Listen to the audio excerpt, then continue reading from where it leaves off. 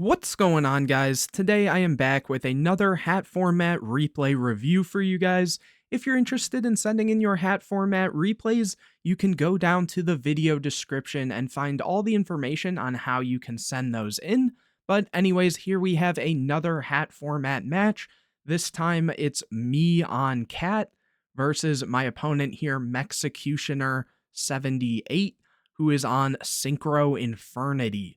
So let's get straight into it. It's been a little while since I actually posted one of my replays. Here I do win the rock, paper, scissors. Opening hands, we see Torrential, Max C, Card D, Beagle Tech, Dark Hole, and they have Armageddon Knight, Palabyrinth, Instant Fusion, Bottomless, and Archfiend Hyris. So looking at their hands, I mean, I do have Max C, which is very good against Infernity. I have Card D, which is good to go, especially uninterrupted, since I am starting this game out.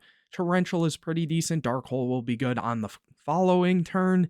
And their hand, having Armageddon Knight plus Instant Fusion is pretty good. The Hyris isn't great. The Palabyrinth isn't great because, usually you'd rather be either sending this or searching this.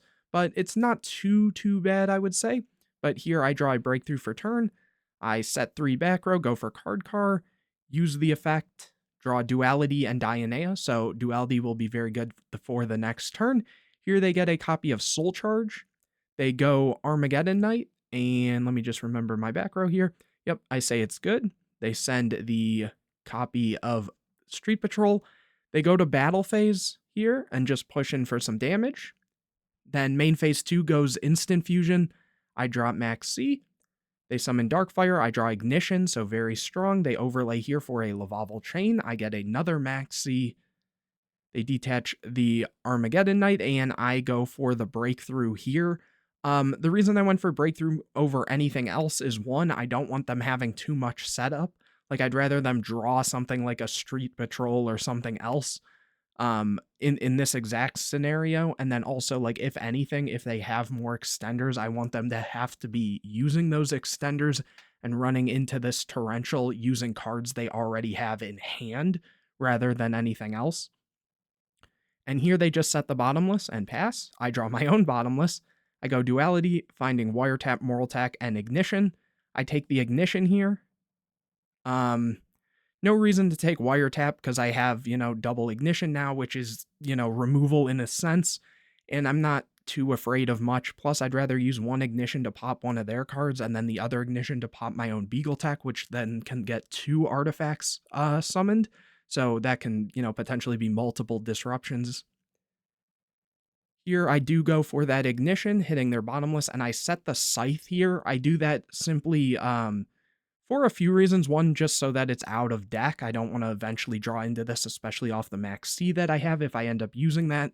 And also just, it kind of threatens how they want to play their turn. It makes them have to be a little more cautious or think that I always have some form of, way to pop this.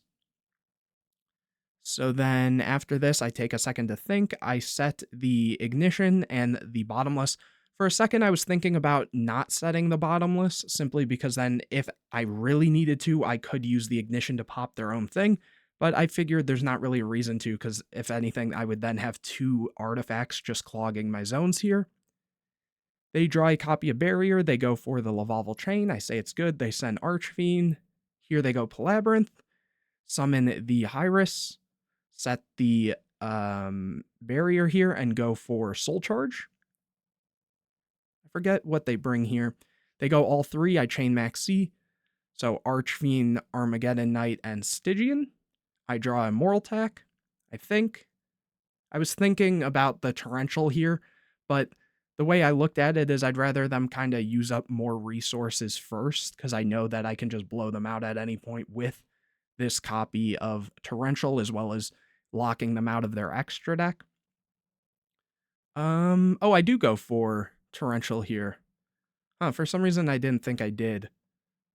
But they add the launcher off of the Archfiend that activated. And then I think Hyris was adding Archfiend or something, I forget. During the end phase, I go Ignition, popping the Beagle Tech, setting another Moral Tech, and they just scoop that one up there. Yeah, I was in such a commanding position. Moving on into game number 2, they will be able to start out. Opening hands, I opened Scythe. This was really unfortunate. I sided in, like post side, I play 3 Crow, 3 Max C, 2 Flying C against Infernity. And I also side out a Moral Tack just to get the artifact count a little lower because I know it's going to be dead in a lot of cases. And somehow I opened the Scythe and none of the hand traps that I had. So it's like, what are the chances of that? It was really unfortunate. And here, so I opened Scythe, Trap Trick, Trap All Nightmare, Breakthrough Skill, Compulse, and Ignition. And they open Infernity Break, Soul Charge, Trap Stun, Solemn Warning, and Archfiend. So neither one of our hands are like overly good. But they also get a draw for turn and they're starting, so they kind of have the advantage there. And, you know, Trap Stun kind of is good against me. Like having Ignition is good to pop the Scythe, but it's not great if they've already established a board. And here they draw Greffer, so of course, you know, Greffer plus Archfiend and Soul Charge is going to be solid. So here we're just going to go through some motions here. They go for sending the Necromancer here. And so when I saw that, it kind of made me think that, okay, they either have Soul Charge or they have Launcher already. So they start setting, they go for the Soul Charge, they go Archfiend and Necromancer. Archfiend effect to add the Launcher. I feel like that might have been a little early to search that. But I guess they wanted to just play it safe. Even then, I don't know if searching Launcher there was the right move when you have 2 4s on board. At that rate, you might want to go for another Archfiend just to potentially play around if I have Crow or something. Since you've already brought this back, yeah, I feel like maybe that was the play. But I guess, yeah, I don't know. I personally, I don't think I would have done that. Here, Lavalval Chain is summoned, using it to send the detach the Archfiend to send Avenger. And this was at the point where I was like, oh, this is Synchro Infernity. This isn't just regular. So if you've never seen this card, it says, when a monster you control except its own name is destroyed by battle with an opponent's monster and sent to the graveyard while you have no cards in your hand, you can special summon this card from your graveyard. In that case, the level of this card is equal to the level of your destroyed monster. And it's a level 1 tuner, but here they're going to activate the Launcher, then use the Necromancer to summon the Archfiend, Archfiend search Archfiend here. Use the secret effect of Launcher to discard an Infernity, and then they're going to use the Launcher to summon the Archfiend and the Avenger. Adding the Barrier, setting it, Synchro summoning for an 8, going for Beals. This is all right. Some people would go for Beals there. Some Synchro Infernity decks play the Doom Dragon, just as another way to have a big Infernity monster and attack in case the Archfiend gets cleared. Here I draw a Dionea, so my hand is just not good against this, honestly. I go Ignition to hit what I know is the Barrier, trying to, you know, see if they're going to use it to negate it. And then this would be destroyed and it would skip their battle phase. They don't fall for it. So here I set Scythe, Trap Trick, Trap All Nightmare, all the traps, and pass. They get an MST, they go Lavalval Chain, I think for a second. I tell them it's good. They go to stack the deck with Infernity Mirage, which is basically just Launcher at home. It's a monster that you tribute it, and then it's Launcher's effect, pretty much.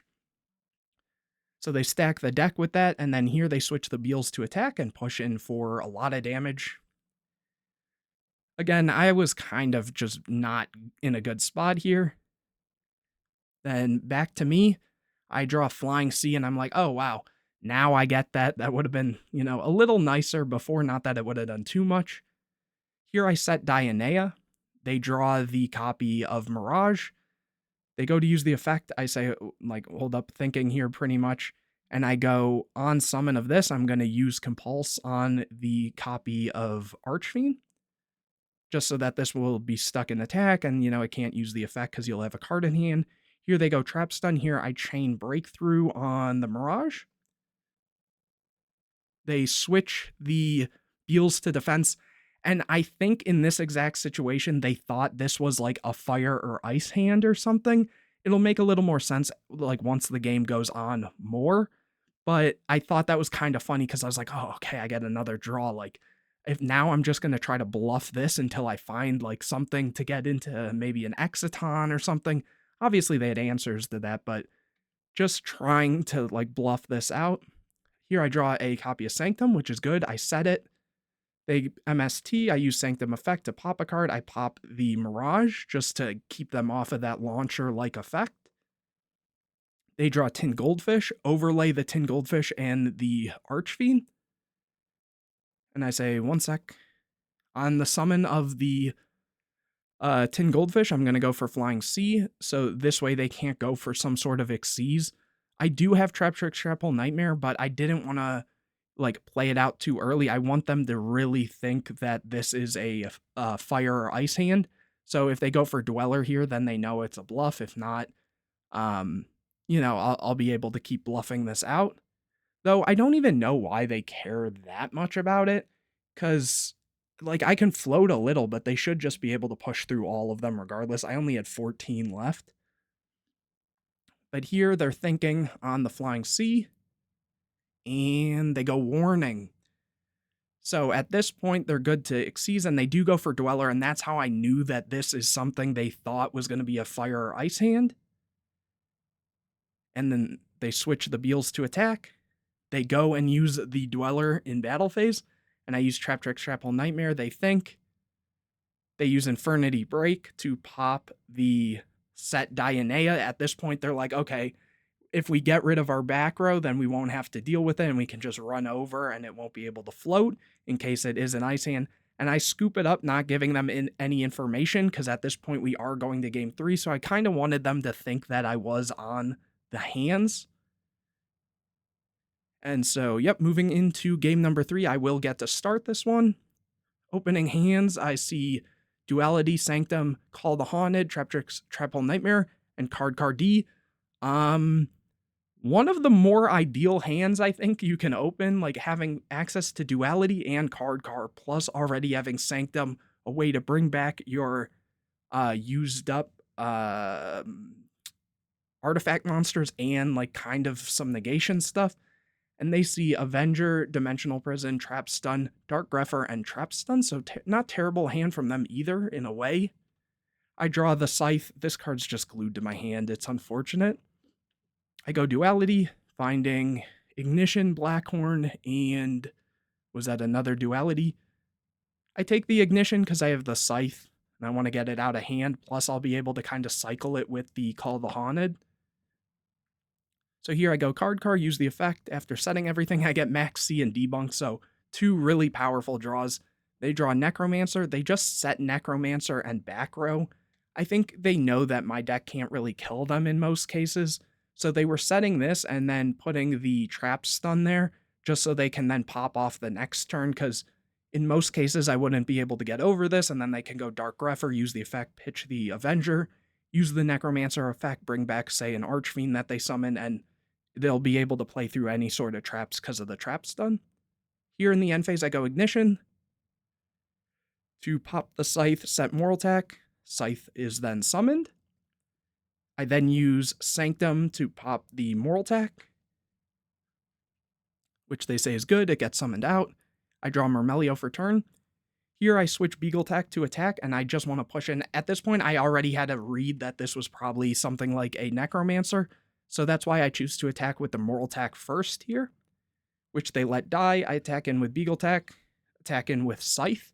Here they weren't using the D-Prison, maybe because they thought I wasn't gonna do anything too threatening here, but also at the same time, I have 3/5, so even if they get rid of 1, I can still make a rank 5, and this other back row doesn't really do anything for them. So main phase 2, I go for Zen Mains, use the effect, and I hit the 1 Trap Stun and a D-Prison. I then normal Mermail, use the effect, add Bottomless, and I took a long time to think here, honestly, and that was partially because I was thinking, do I use the Call the Haunted now and make another 5? Or do I hold it And if they kill the Mermelio, I can then bring it back and pop one of their back row. Or I can just use it and bring back Scythe on their turn and lock them out of the extra deck. I have Triple Nightmare, I have Bottomless, Debunk, and Max C. So what I end up doing is just setting 2 and passing. I figured it was better and more versatile to hold this just in case. So that's what I end up doing here. They get a copy of Debunk, and they just scoop it up. They weren't seeing anything here, and I'll be honest, they probably weren't getting through this in most cases. Like, the trap stun is very strong in this exact situation, and the thing is like, no, actually, trap stun probably would have put in work. I could activate the Call the Haunted, though, to chain to it, bring back the Scythe, and then they can't go into the extra deck. So at that rate, even if they, had some plays, which they do have a little bit of plays they could probably do, nothing too crazy because, drawing, or well, no, this wasn't in hand. They drew the Debunk for turn. I think they drew 2 there, maybe even a third. Yeah, they were just seeing what their next few draws were. But even then, they wouldn't be able to go into Exciton because I would have called the Haunted back into here, plus I have Max C. So it was like, they weren't really winning this one, unfortunately, but hopefully you guys enjoyed this game. Hopefully you enjoyed the commentary of, my perspective of why I was doing certain plays. If you did, make sure to leave a like on this video, comment any questions or videos you want to see in the future, subscribe to the channel, hit the bell to get notified anytime I put a new video out, share this video with your friends, and don't forget to go down to the video description to find out how you can send in your hat format replays. But anyways, guys, I will see you in the next video.